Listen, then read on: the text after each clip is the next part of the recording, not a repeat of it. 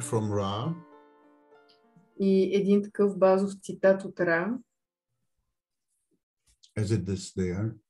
If you allow someone to be who they are and they allow you to be who you are, then it's love. Everything else is torture.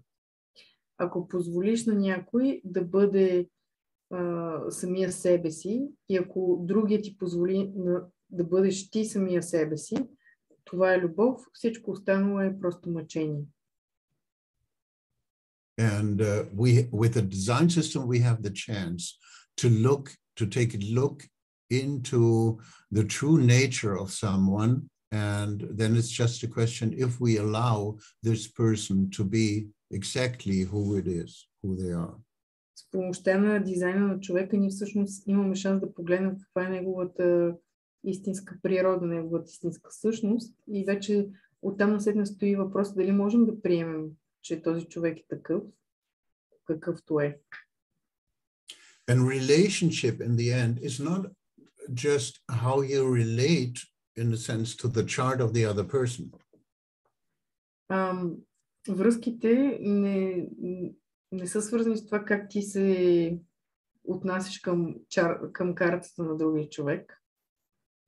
The law of the universe is 1 and 1 equals 3. Любовта в Вселената е 1 плюс 1 е равно на 3. So we can make a composite, and it's also important how everybody of the two is relating to the third part, to the composite. Тоест, може да се направи композит на двама души и оттам наседне зависи как всеки един от тях се съотнася към това трето нещо, в което те се превръщат, когато са заедно.